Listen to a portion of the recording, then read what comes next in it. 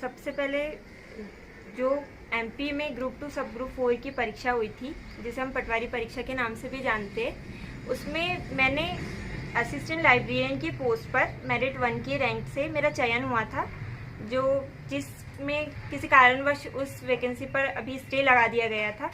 और अभी मेरा चयन हुआ है एकलव्य मॉडल स्कूल, जहाँ पे जो बना है स्पेशली फॉर जो ट्राइबल्स एरिया के जो बच्चे होते हैं, एसटी के बच्चे, अनुसूचित जनजाति, उन लोगों के लिए वो स्कूल बनाया गया है स्पेशली। उसमें मेरा टीजीटी लाइब्रेरियन की पोस्ट पे सिलेक्शन हुआ है। 27 बच्चों ने चयन किया है जो एमपी से है, उसमें से मैं एक हूँ। ग्रामीण मीडिया में आपका स्वागत है। आज हम आपकी मुलाकात करा रहे हैं प्रियंका पवार से, जिन्होंने ऑल इंडिया लेवल के एग्जाम में मध्य प्रदेश के उन 27 बच्चों में अपना नाम दाखिल किया है। और ग्रामीण मीडिया के इस कार्यालय में हम बिटिया का स्वागत करते हैं।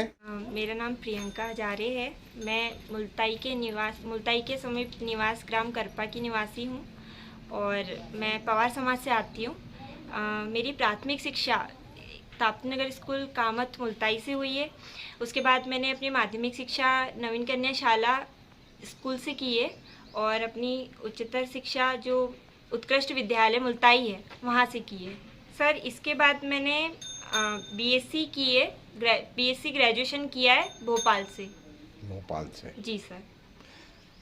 पढ़ाई का जो आपका तरीका था वो कैसे आप करते थे कि आपने एमपी में भी टॉप किया है, ऑल इंडिया लेवल के भी एग्ज़ाम निकाले हैं, उसके बारे में भी बताइए। तो मैं अपनी प्राथमिकता ये एकलव्य मॉडल स्कूल को देना चाहती हूँ, क्योंकि इसको ज्वाइन करने की मेरे कुछ 2-3 रीज़न्स है, पर सबसे ज़्यादा जो मेरा मेन रीज़न ये है कि मैं उन बच्चों के बीच में रहना चाहती हूँ जो बच्चे, मुझे लगता है कि जिन बच्चों को एजुकेशन की सबसे ज़्यादा ज़रूरत है उन्हें, तो उन बच्चों के बीच में रह के मैं डायरेक्ट एजुकेशन को प्रमोट कर सकती हूँ, जो कि मैं करना चाहती थी पहले भी, बट मुझे ये रास्ता ज़्यादा उपयुक्त लगता है, क्योंकि मैं इस वैकेंसी के थ्रू इसमें ज्वाइन कर लूँगी तो डायरेक्ट बच्चों से जुड़ पाऊँगी। तो जो मेरा मकसद था वो मुझे लगता है कि सरलता से हो सकता है।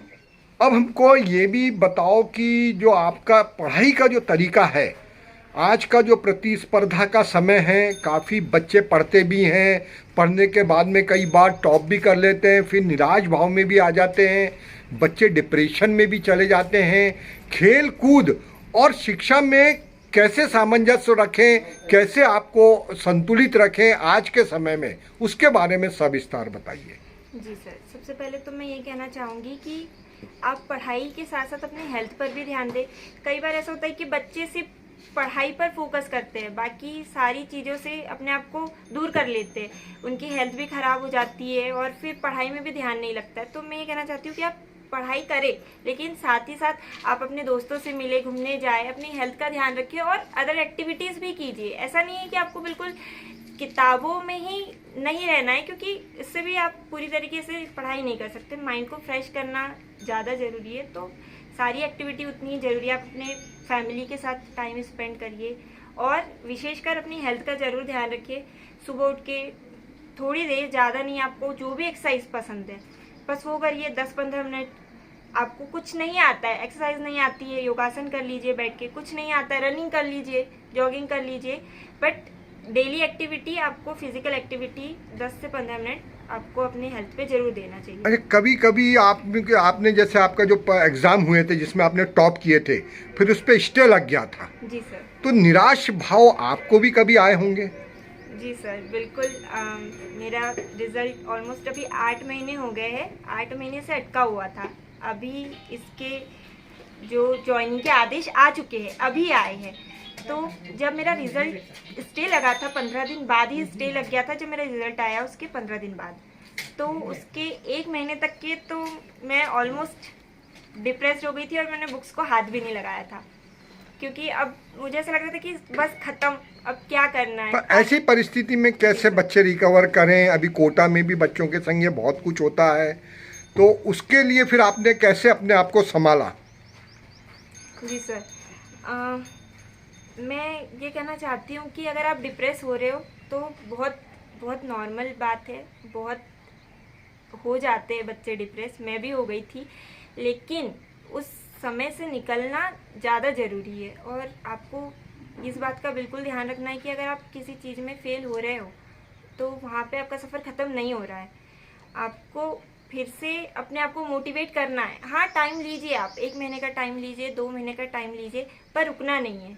आपको आगे बढ़ते रहना है, धीरे धीरे, स्टेप बाय स्टेप। ऐसा नहीं है कि आपको बिल्कुल हाई लेवल का एग्ज़ाम क्लियर करना है। आपके गोल्स बड़े हैं, ठीक है, आप छोटे गोल से शुरू कीजिए, आपकी जो क्षमताएं है उसके हिसाब से, फिर धीरे धीरे अपने स्तर को बढ़ाइए। बस रुकना नहीं है, धीरे धीरे करना है, एक साथ सब करने का प्रयास ना करें। बस इतना ही कहना चाहूँगी। लाइब्रेरी में आप क्या चाहती हैं, क्या सुविधाएं बढ़ी, शासन से क्या निवेदन करना चाहती हैं? जी सर, मुझे ऐसा लगता है कि बच्चों की एजुकेशन में हाईटेक लाइब्रेरी का बहुत योगदान है और वो आगे भी अपना योगदान बहुत अच्छा कर सकती है। तो इसीलिए मैं शासन से ये अनुरोध करती हूँ कि वो लाइब्रेरी में उपयुक्त सुविधाएं प्रदान करें। सर, मैं ग्रामीण मीडिया का भी धन्यवाद करना चाहती हूँ। और ग्रामीण मीडिया का अभी के यूथ में बहुत ज़्यादा चलन है।